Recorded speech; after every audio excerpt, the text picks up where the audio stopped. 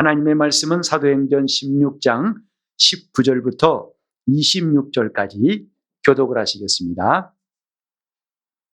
종의 주인들은 자기 이익의 소망이 끊어진 것을 보고 바울과 실라를 잡아가지고 저자로 관원들에게 끌어갔다가 상관들 앞에 데리고 가서 말하되, 이 사람들이 유대인인데 우리 성을 심히 요란케 하여 로마 사람인 우리가 받지도 못하고 행치도 못할 풍속을 전한다 하거늘 우리가 일제히 일어나 송사하니 상관들이 옷을 찢어 벗기고 매로 치라 하여 많이 친 후에 옥에 가두고 간수에게 분부하여 든든히 지키라 하니, 그가 이러한 명을 받아 저희를 깊은 옥에 가두고 그 발을 착고에 든든히 채웠더니 밤중쯤 되어 바울과 실라가 기도하고 하나님을 찬미하며 죄수들이 듣더라. 이에 호련히 큰 지진이 나서 옥토가 움직이고 문이 곧 다 열리며 모든 사람의 매인 것이 다 벗어진지라. 아멘.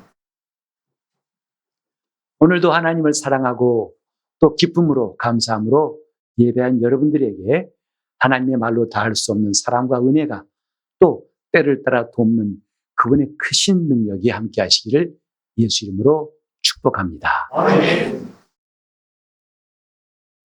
성경을 볼 때마다 우리는 놓칠 수 없는 하나님의 사건들을 대하고 있습니다. 참 성경이 두껍고 많은 일이 있는 것 같지만 그래 때로는 대충대충 지나가는 경우도 있으나, 그렇지만 조금만 더 관심 갖고 본다면 하나님이 우리에게 주신 놀라운 메시지, 곧 결코 놓칠 수 없는 순간들을 우리가 보게 됩니다. 오늘 이 본문도 바로 그 내용을 담고 있습니다. 지난 주일에도 읽었기 때문에 오늘은 또 무슨 말할 것인가 하고 궁금하실 것도 있겠습니다만, 이제 저 많은 귀신 들린 여종, 그가 복음 전하는 바울을 처음에는 그냥 용납해서 가만뒀지만 나중에는 바울을 심히 괴롭히더라 그랬어요. 그가 한 말이 뭐죠? 바울 일행을 따라다니면서 하는 말이, 이 사람들은 지극히 높은 하나님의 종으로 구원의 길을 너희에게 전하는 자라. 어찌 본다면 바울 일행을 가장 잘 소개한 사람일 거예요. 결론을 핵심만 간단히 뽑아가지고 마치 스피커를 대고 바울 일행을 소개하는 참 좋은 말이고 맞는 말이라고 생각하지 않습니까? 처음에는 바울도 그냥 용납했어요. 그러나 하루 이틀도 아니고 계속 따라다니면서 소리 지르면서 이렇게 말하니까 나중에는 바울이 괴로워가지고 그를 향해서 예수 그리스도의 이름으로 명하노니 귀신아 나오라. 그때 그 사람 속에서 귀신이 떠나가고 즉시로 이 여자는 점을 치지 못하게 되었어요.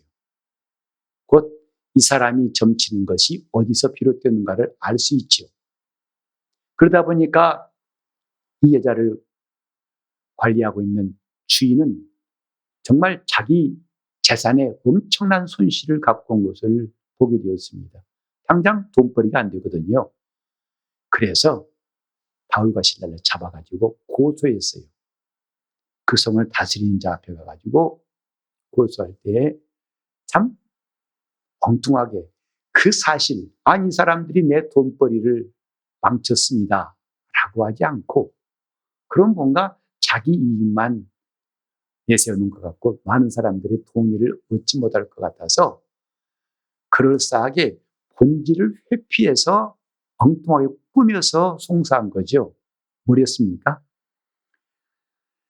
이 사람들이 누구냐면 유대인인데 우리 성을 심히 요란케 하고 있다.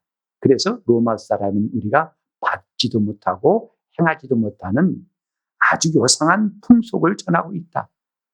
다시 말해서 자기 돈벌이가 끊어졌다고 솔직히 말한 게 아니라 그걸 둘러대가지고 많은 사람들을 충동하는 게 뭐냐면 인종 문제, 마치 종교 문제.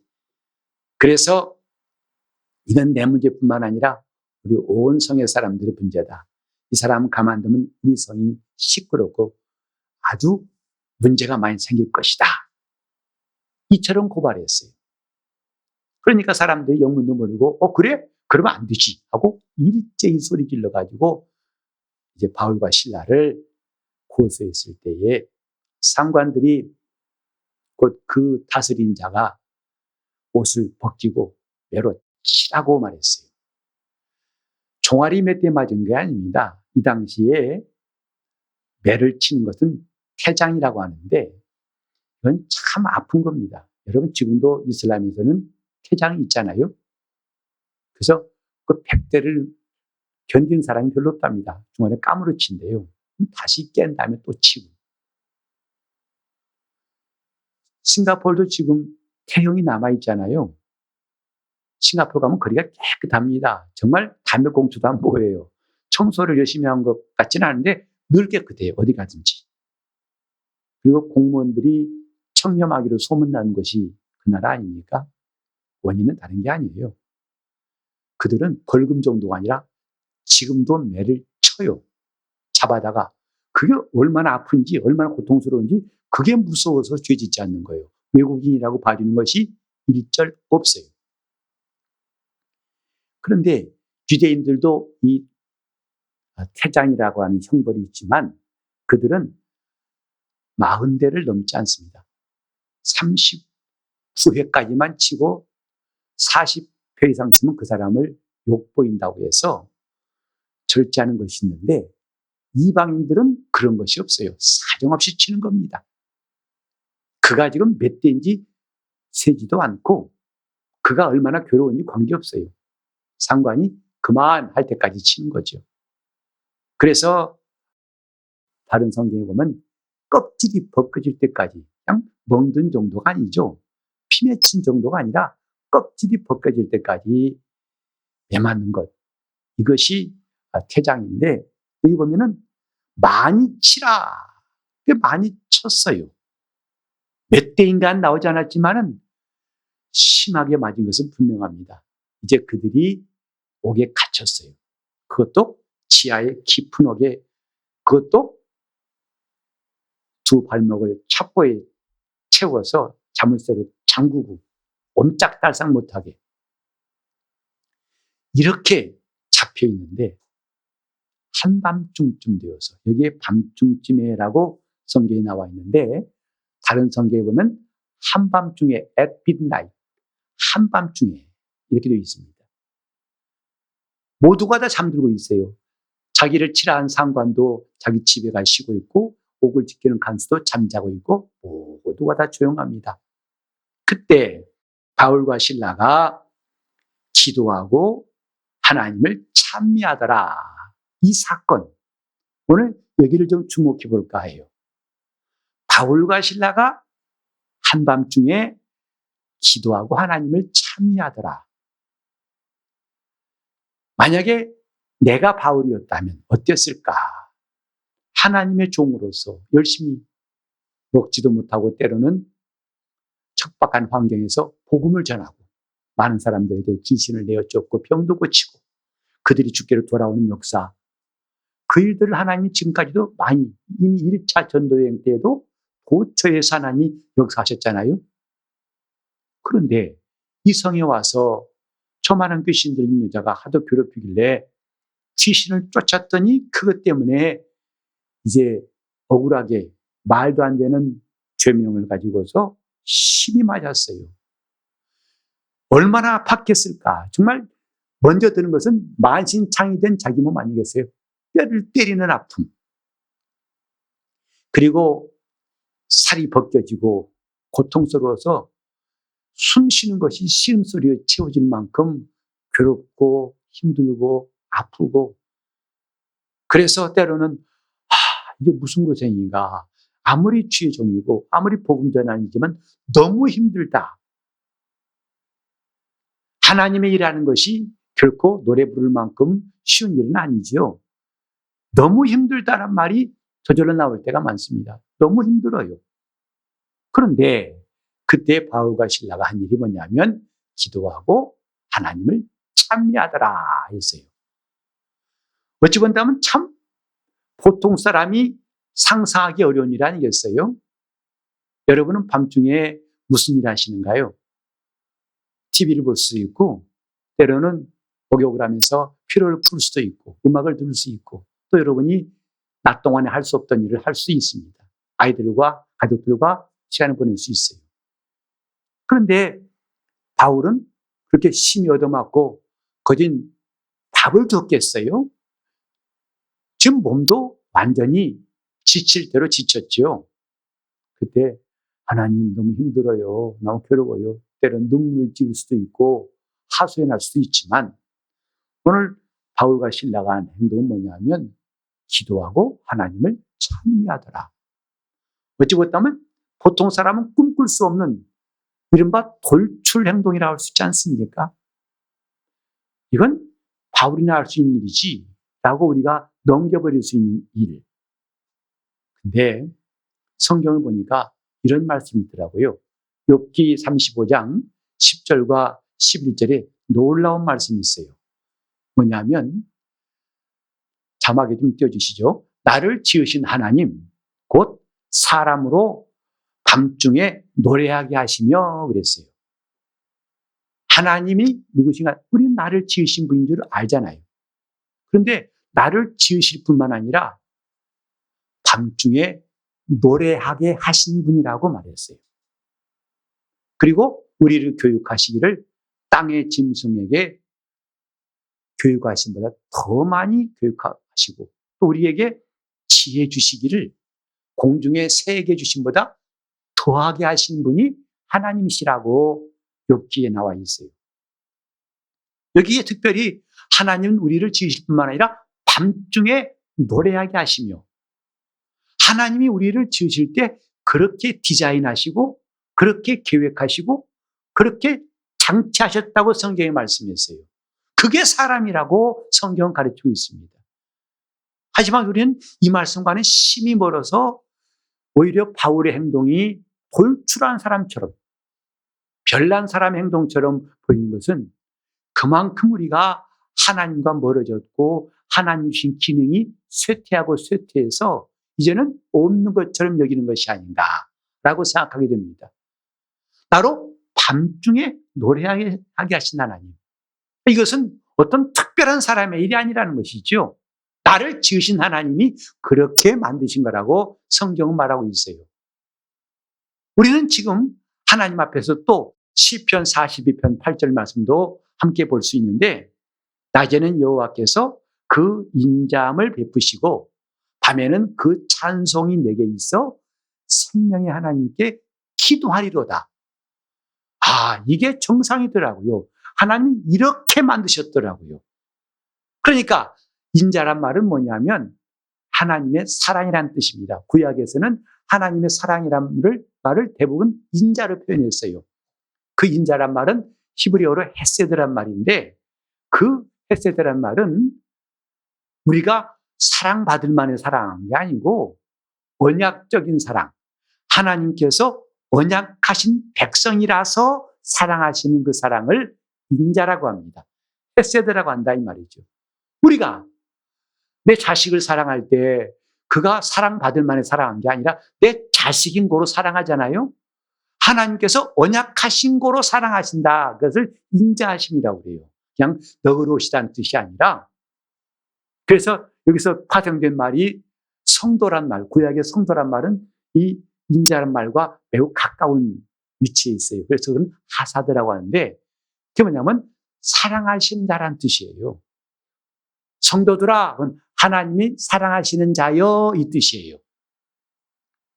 그러니까 하나님은 낮에 뭐 하신다고요? 그 인자함을 베푸시는 분이고 밤에는 그 찬송이 내게 있어서 생명의 하나님께 기도하리로다. 다시 말해서 심지어 재앙과 슬픔이 어두운 밤에도 나는 하나님을 찬양할 것이다. 이게 시편 42편 8절의 내용이에요. 우리가 밤이란 시간 주로 어떤 시간이죠?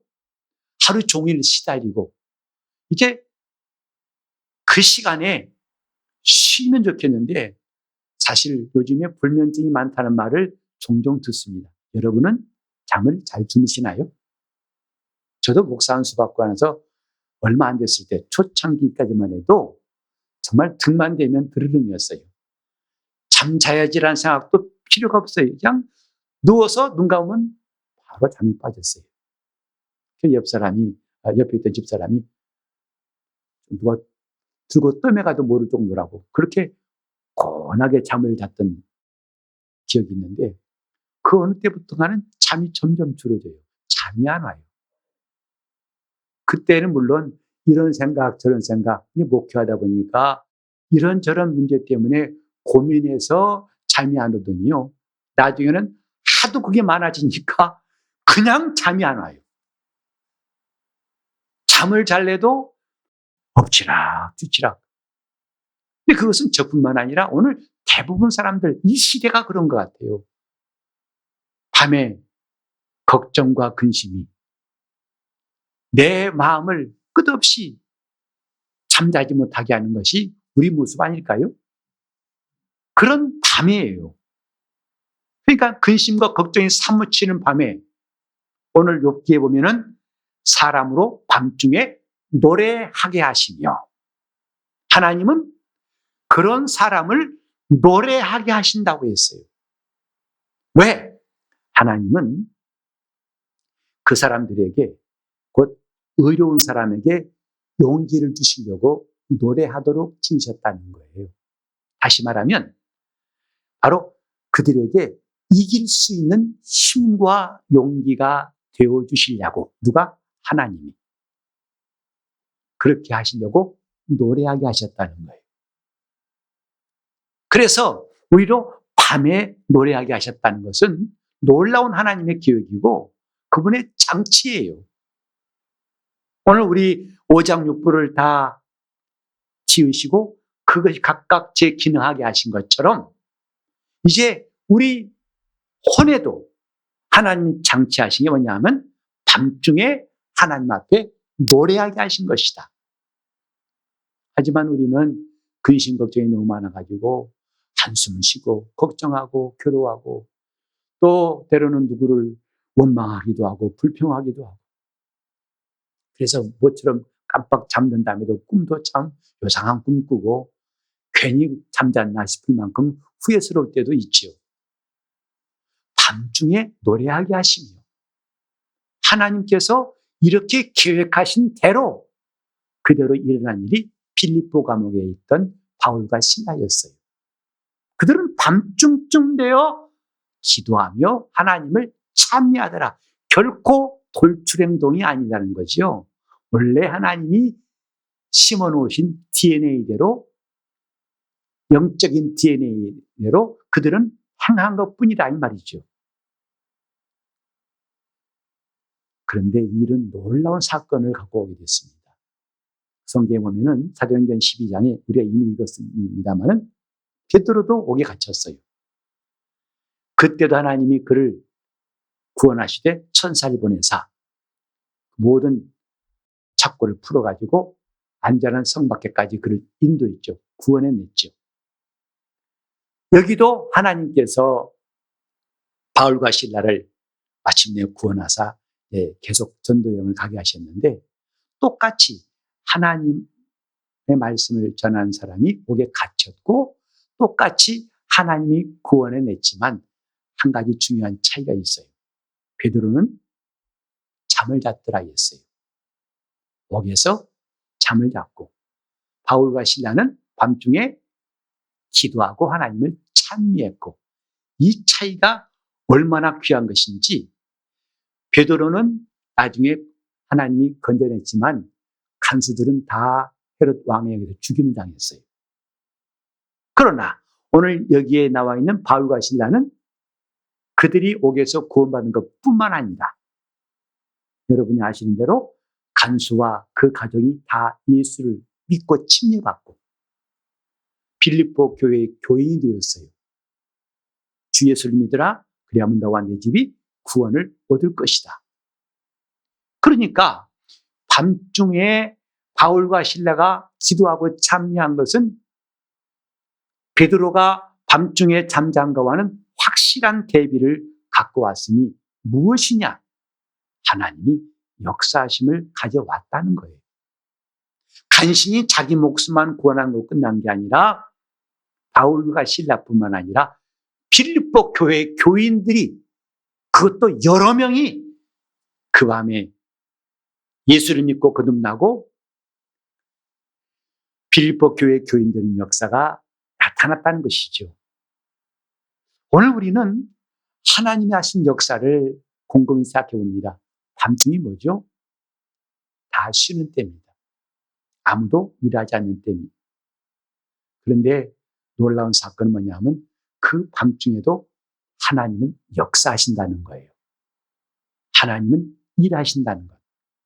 그런데 그 일은 무조건이 아니에요. 뭐냐면 내가 움직여야 하나님이 역사하신다는 것을 베드로와 바울의 옥중에 있던 사건을 통해서 우리는 분명히 경험할 수 있어요. 내가 움직여야 주님께서 역사하신다는 것. 물론 아마 바울은 그랬을 거예요. 주님 갇혔습니다. 속히 풀어주시고 뒤집어진 역사 일어나게 도와주시고, 이것을 마치 앞에 두고 조건부처럼 하지는 않았을 거예요. 다만 그들은 하나님께서 그들에게 장치하신 대로 이 밤에도 기도하고 하나님을 찬미했더니 이런 역사가 일어났다고 봐야 그것이 온전한 것일 것입니다. 큰 지진이 일어나고 옥문이 저절로 열리고 창고가 열쇠가 풀어지고 다 자유롭게 되는 이 사건이, 그걸 염두에 두고 바울이 기도했다기보다는 그가 하나님 앞에 이렇게 행하니 하나님이 역사하셨다 이거죠. 요컨대 내가 움직여야 하나님이 역사하신다는 것. 우리는 저 열왕기하에 보면은 사마리아 성이 아람 군대에 오랫동안 포위돼 가지고 무척 어려움을 겪던 때가 있습니다. 그래서 이제는 먹을 것이 없어요. 왜? 고사작전이라고 말라 죽이는, 아람 군대가 성을 뺑 둘러가지고 포위하니까 그 안에서 지내는 것도 한계가 있죠. 나중에 먹을 것이 없으니까 여인네들이 서로 자기 아이들을 서로 잡아먹어요. 오늘은 네 아들 잡아먹고 내일은 내 아들 잡아먹는다. 왕이 그걸 보고 비참해서 옷을 찢습니다. 그렇게 힘든 때 그 사마리아 성문 앞에 네 문둥이가 해가 뉘엿뉘엿질 때 그들끼리 대화하는 거죠. 야, 우리가 저 성에 들어가서 먹을 거 달라 해봤자 줄 사람이 없다. 자기들도 없는데 주겠느냐. 야, 그런데 말이야, 저 아람 군대가 먹을 게 많대. 가보자. 가 죽으면 어떻게 하려고. 야, 여기 있어 굶어 죽으나 가서 뭐 죽으나 죽지 뭐. 그러나 거기 가면 먹을 것이 있으니까 어쩌면 먹을 수 있지 않겠느냐. 그래 그들이 궁리하다가 그래 가자 하고 네 문둥이가 며칠 동안 먹지도 못하고 몸도 성하지 않은 네 문둥이가 비틀거리는 발걸음을 가지고 뉘엿뉘엿해지는 그 무렵에 사마리아 성문에서 떠나가지고 그 적군 있는 아람 군대로 행진합니다. 하나님이 역사하셨어요. 하나님이 그 네 문둥이에 행진 발자국 소리를 천군만마 같은 소리도 아람 사람들이 듣게 하신 거예요. 그래서 아람 군대 사람들이 깜짝 놀랐어요. 이게 뭔 소리야? 이 말발굽 소리가 뭔 소리야? 이 어마어마한 숫자의 군대가 어디서 온단 말이야? 드디어 사마리아 왕을 도우려고 연합군이 오는가 보다. 야, 빨리 도망가자. 그래서 수습할 겨를도 없이 다 두고 도망가 버렸어요. 이 네 문둥이가 가가지고 보니까 그 진 중에 먹을 것이 한참 많아서 실컷 배불리 먹다가 나중에 마음이 찔렸어요. 야, 우리 너무한 거 아니냐? 우리 배만 잔뜩 불리고 저 성 안에는 백성들이 많이 죽어가는데 이러면 안 되지. 가자. 얼른 이 소식을 전하자. 해가지고 네 문둥이가 이제는 갈 때는 허기져가지고 힘없지만 이제는 눈이 튀어나올 만큼 배불러가지고 사마리아 성에 달려와가지고 왕에게 이기를 구하고, 왕이 갔더니 과연 아람 군대에 있던 수많은 양식들을 다 가지고 와서 순식간에 하루 사이에 사마리아 성은 차고 넘치는 역사를 경험했어요. 사마리아 성의 네 문이 그 힘도 그들이 싸움을 할 수 있겠어요? 용기가 고함칠 수 있는 소리가 나오겠어요? 그러나 그들이 움직이니까 하나님이 역사하셨다고 성경은 말하고 있어요. 내가 움직여야 하나님이 일하시는 거예요. 우린 때때로 왜 사람들이 이래, 왜 집은 이래, 우리 교회는 왜 이래, 이렇게 하기 쉽습니다.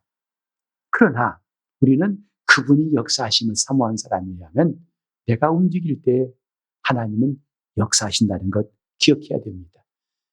바울 사도가 빌립보 옥중에서 아픈 것만 생각했다면, 힘든 것만 생각했다면, 앞길이 너무 캄캄한 걸 생각했다면 이런 일이 일어나지 않았을 거예요. 그러나 이렇게 그가 기도하며 하나님을 찬미할 수 있었던 그 중요한 포인트가 뭐냐? 자기를 보지 않고 하나님께로 시선을 돌렸던 거예요. 기도는 하나님을 향할 때 나오게 되죠. 현실을 보면 우리는 기도할 수가 없어요. 낙심밖에 또 해서 뭐해. 지금까지 기도해도 안 되던데. 그게 바로 내가 내 자신과 환경을 볼 때 나오는 생각 아니겠어요? 그러나 시편 기자와 같이 내가 산을 향해 눈을 들리라. 나의 도움이 어디서 올고 나의 도움이 천지를 지으신 하나님에게서로다. 그 도움은 딴 데가 아니라 하나님께로부터 저 산을 지으신 천지를 지으신 하나님께로부터 오는 거 아니냐라고 했던 것처럼 바울과 실라가 밤중쯤 되어가지고 기도와 찬미했던 것, 하나님이 사람을 지으실 때 그 속에 장치했던 기능이 살아나게 되었던 것은 하나님께로 시선을 돌린 거죠. 그분을 향해서 기도하고 그분을 찬미했더니 하나님 그 밤에 놀라운 역사를 행하신 겁니다. 우리는 하나님 앞에서 이 생각과 시선을 바꾸는 게 얼마나 중요한가를 종종 듣지 않습니까? 오늘 이 시간뿐만 아니라 여러분 많은 설교자를 통해서 우리 생각을 바꿔야 됩니다. 시선을 바꿔야 됩니다라고 많이들 들으셨을 거예요. 이미 성경에도 히브리서 12장 2절에 이런 말씀 있죠. 믿음의 주시오 온전케 하신 이신 예수를 바라보자. 주님을 바라보면 기도가 나와요. 주님을 바라보면 하나님을 찬미할 수밖에 없어요. 우리가 예배를 통해서 경험한 게 뭐죠? 여러분 예배 때는 찬송하기 쉽잖아요. 왜? 그분을 바라는 사람들이 한둘이 아니라 전부 다 그분을 바라니까 나도 모르게 그분을 향하게 되고 찬양하게 되고 금방 하나님 앞에 마음을 여게 되어 있지 않습니까? 일주일 살면서 그렇게 힘들었던 일들이 예배 때는 너무 쉬운 게 뭘까요? 시선을 주님께로 돌렸기 때문입니다. 우리가 하나님 앞에서 이 바울의 행동, 실라의 행동이 결코 특별한 사람의 돌출 행동이 아니라 이게 맞아, 이게 정상적인 것이라고 깨닫는 시간이 되어야 한다 이 말이죠. 왜? 하나님은 그렇게 우리를 지으셨어요. 밤중에 노래하게 하셨다 이 말이죠. 하나님이 누구신가? 자기를 기억하는 자를 하나님은 도우신다고 했어요. 성경이 말씀했죠. 역대하 16장 9절에 하나님의 눈은 온 땅을 두루 감찰하사 전심으로 자기를 향하는 자에게 능력을 베푸시며 그랬어요. 우리는 지금 이 세대가 더 따질 거 없어요.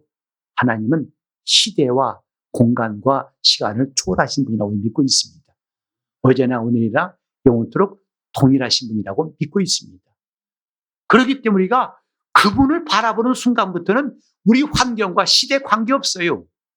하나님이 지금 우리에게 무슨 일 하실 것인가는 그분을 바라볼 때 우리는 비로소 깨달을 수 있어요. 바울이 그렇게 실컷 얻어맞고 정말 배도 고프고 힘들고 지쳐서 이젠 입만 열면 불평과 원망과 의심밖에 없는 그때이지만 그러나 그가 주를 향해서 시선을 돌렸다는 것이 밤중쯤 되어 기도하고 하나님을 찬미하겠다는 걸 생각할 때 이것이 우리에게 얼마나 큰 도전이 되고 우양이 되는지 성경이 기록한 것은 우리도 이렇게 하면 된다는 것을 말씀하는 거예요. 하나님의 말씀은 이렇게 하면 우리도 하나님의 뜻대로 할 수 있다고 가르치는 가이드, 아주 친절하고도 확실하고 진실한 가이드가 성경이에요. 하나님이 누구신가? 우리는 밤중이라는 것이 성경에 참 많이 나온 것을 볼 수 있어요. 예수님이 탄생하신 것도 밤중에 했었죠. 낮이 아닙니다. 그건 참 시사하는 바가 많아요. 왜? 세상은 밤이에요. 공중문서 잡은 자 마귀와 시비하는 밤입니다. 어두운 것이에요. 주님이 그곳에 오셨다 이 말이죠. 빛이 되시려고 오신 거지. 밤중에 오신 거예요. 그때 예수 나시는 이 기쁜 복음을 최초로 들은 사람은 그 당시에 경건한 자라고 자부했던 바리새인도 아니고 서기관도 아니고 착한 사람도 아니고 들에서 양치던 목자들이었어요. 당시에 목자들은요, 여러분이 상상하기 힘들 만큼 하층 사람들이었습니다. 유대인들마저도 가까이 하고 싶지 않은 사람들이었어요. 아주 천한 사람들. 그래서 그들은 밤중에 양을 치다가 천사가 나타나가지고 많은 천군과 함께 하늘의 군대와 함께 찬양소리와 함께 전해준 소식을 들었어요. 내가 너희에게 미칠 큰 기쁨의 소식을 전하겠다. 오늘날 너희를 위해서 다윗의 동네에 구두가 나셨다 하는 이 소식. 그 당시에 가장 낮은 그 사람들에게 천사가 제일 먼저 복음을 전했다는 것은 의미심장합니다. 하나님 말씀은 가난한 자에게 전파되는 거예요. 가난한 심령, 늘 아쉽고 사모하며 예수님도 말씀하셨죠. 심령이 가난한 자는 복이 있나니 천국이 저희 것입니다. 오늘 현대인들은 스스로 부유하다고 생각해요. 그래서 집 월세방에 살지만 차는 8천만 원짜리 고급 승용차를 몰고 다닙니다. 왜? 남에게 허세 부리고 싶어가지고. 나 무시하지 마. 나 그렇게 생긴 사람 아니야. 나 이 정도야. 밤에 들어간 곳은 월세방이에요. 라오디게아 교회도 말했어요. 주님 말씀하시고 내가 부유하다 하지만 실상은 가난한 자로다. 헐벗고 굶주렸도다. 지금 우리는 하나님 앞에서 우리 마음까지도 그렇게 허세 부린다면 하나님 말씀이 들어올 리가 없지요. 내 마음이 저 한밤중에 양치던 목자들처럼 그렇게 낮고 겸손할 때 그 말씀은 물이 흘러들어듯이 하나님 말씀이 은혜로 내 안에 들어오게 되는 거 아니겠습니까? 한밤중에 바울과 실라가 기도하고 하나님을 찬미하더니 정상적인 하나님이 지으신 사람의 기능이에요. 결코 어느 특별한 사람이 할 일이 아니라 하나님이 우리를 지으실 때 그렇게 장치하셨다는 것. 에어컨을 틀면은 여름에는 시원한 바람이 나오고 겨울에는 따뜻한 바람이 나옵니다. 그렇게 장치했기 때문이죠. 오늘 우리는 밤중에 하나님 앞에 기도하고 참여하는 것이 하나님이 설계해 놓으신 대로 된 것인 줄 알고 이런 기능들이 살아나길 바랍니다. 저는 지난 금요일에 우리 안수 집사님이 기도 인도하신 순서인데 제가 이제 들어가기 전에 미리 찬송을 하시는데 얼마나 제가 놀랐는지 몰라요. 정말 좋더라고요. 200장부터 시작해서 매장 계속 연이어 부르는데요. 정말 제가 그 자리에 들어가 이제 인도를 나가면서 얼마나 감사한지. 그래서 이 말씀이 물론 오늘 설교할 말씀이었지만 계속 떠올랐어요. 밤중에 바울과 실라가 기도하고 하나님을 찬미하더니 그냥 기도의 순서로 찬송하는 게 아니라 하나님을 향해서 시선을 돌린 바울과 실라가 기도하며 찬송하더니 와, 정말 제가 그때 굉장히 감동받고 이곳이 빌립보 감옥같이 하나님의 놀라운 역사의 길을 간절히 기도하게 되었습니다. 밤중과 감옥, 이것은 참 시사하는 바가 있어요. 뭐죠? 우리 삶 자체가 캄캄한 밤 같습니다. 앞이 안 보여요. 빛이 필요합니다. 또 감옥, 여러분은 지금 감옥에 있다 생각하지 않으시죠? 그래서 성경은 이미 말씀했어요. 모든 인류가 죽기를 두려워서 사망 권세 잡은 자 마귀에게 매여 종노릇하더라. 마귀에게 매여 있더라. 심지어 그리스도인들도 자유자가 되었지만 어느 순간에 욕심이 끌리는 그때에 다시 마귀에게 종노릇할 일들이 얼마나 많습니까? 그래 신자라지만 신자 같지 않게 살았던 시간이 많은 게 뭐죠? 다시 그쪽으로 끌려가서 거기에 매여 있다 보니까 자기 육신의 정욕에 매여 있다 보니까 죄짓고 넘어지는 거 아니겠습니까? 이미 감옥에서 나온 사람이 다시 감옥에 들어가는 것이다 이 말이죠. 그것이 육신을 따라 사는 삶이라고 성경에 말하고 있어요. 군대 갔다 오신 분은 그런 말을 많이 해요. 내가 다시는 제대한 다음에 군대 쪽을 향해서는 무엇도 안 보겠다고 그래요. 그러니까 군대 갔다 온 사람한테 다시 군대 가라. 노. 아마 그걸 환영한 사람 없을 거예요. 저도 한 번은 꿈에서 다시 군대 가는 꿈 꿨는데요. 참 그때 당황했습니다. 내가 왜 또 여기 와 있는 거야? 했던데 오늘 우리가 지금 자유자라고 하지만 우리가 하나님 말씀을 떠나서 불순종하는 순간에 육신대로 사는 순간에 다시금 옥에 갇힌 자같이 살 수밖에 없어요. 밤중에 옥에 있던 바울과 실라 그들이 했던 일이 뭐냐면 기도하고 하나님을 찬미하더니 그것이 우리의 승리의 노래입니다. 자, 우리 밤에 뭐합니까? 아무것도 할 수 없는 시간. 그렇죠. 그러나 우리는 하나님이 일하신다는 것도 알았습니다. 되게 그러죠.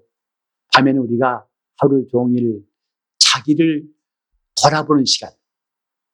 참 귀한 일입니다. 그래 일기를 쓰기도 하고 그것이 자기에게 많은 도움이 되죠. 아, 내가 이렇게 생각했구나. 고쳐야지. 근데 우리는 한 발 더 나가서 그 밤에 나를 돌아보는 시간일 뿐만 아니라 주님을 바라보는 시간이 된다면 얼마나 좋겠는가 하는 거죠. 그분을 바라볼 때 기도하고 찬송할 수 있습니다. 그리고 이제 그것이 곧 하나님이 일하시게 하는 시작이 될 수 있다 이 말이에요. 지금 우리는요 기도하는 것 그것이 내가 움직이는 시작이고 찬송하는 것은 그 움직임의 고백입니다. 그리고 그건 하나님의 역사하심을 가져온다는 것이 얼마나 놀라운 일인가. 이제부터 하나님이 내게 나를 처음에 지으실 때 하나님 장치하신 그 기능 밤중에 기도하고 찬미하더라. 하나님은 우리를 지으시되 사람으로 밤중에 노래하게 하시며 이런 놀라운 하나님의 장치가 이 우리 교회에서 각 사람마다 살아날 수 있기를 예수 이름으로 축원합니다. 이것이 내가 하나님께 받은 기능. 그저 밤이 되면 잠자야 돼. 수면제 먹고 약을 의지해서 어쨌든 잠자는 게 중요한 게 아니라 밤중에 기도하고 참여한 역사가 오늘 여러분 심령 가운데 삶에도 충만하게 나타나시기를 예수 이름으로 축원합니다. 기도하실 때 주님 내 속에 주님이 장치하신 대로 이렇게 내가 움직이겠사오니 주님이 역사하시는 그 밤 그분의 역사가 큰 지진이 나고 하나님의 이적을 갖고 오는 역사를 나도 경험할 수 있도록 주님 내 영이 깨어서 기도하고 간구하게 해달라고 찬미하게 해달라고 찬송과 기도가 살아날 수 있도록 통성으로 기도하시겠습니다. 우리를 지으신 하나님께서 우리로 밤에 노래하게 하신 이 놀라운 하나님의 역사하심을 이제 우리가 깨닫고 순종하게 도와주시옵소서. 잠 못 이루는 밤 억지로 잠을 청하고 약을 의지할 것이 아니라 이제 우리 주님께서 바울과 실라를 통해서 영광 받으신 것처럼 우리 삶 속에서도 밤중쯤 되어 기도와 하나님을 찬미하는 역사가 시작되게 하여 주시옵소서. 사마리아 성의 네 문둥이처럼 암담하고 앞이 안 보이는 캄캄한 그 현실에서도 그들이 발걸음을 띄고 움직이니까 하나님이 역사하신 것처럼 우리 삶에도 이런 이적이 나타날 수 있도록 주여 우리가 하나님을 찬미하고 기도하는 역사 이제 봇물 터지듯이 각 가정마다 심령마다 시작되게 하여 주시옵소서. 주님 우리는 하나님이 살아계신 것을 머리로만 알지 않고 이제부터 우리 가슴으로 우리 마음으로 알기를 소원하오니 인도해 주시고 이 성경 말씀처럼 우리가 사는 것이 우리가 가야 할 길임을 알게 도와 주시옵시고 우리 삶 가운데 한 가지도 우연이 없고 이렇게 하나님 말씀대로 사는 것이 내 인생임을 깨닫게 도와 주시옵시고 주님을 찬송하며 주를 따르겠사오니 주여 역사하시고 인도하여 주시옵소서. 예수 이름 받들어 기도리옵나이다.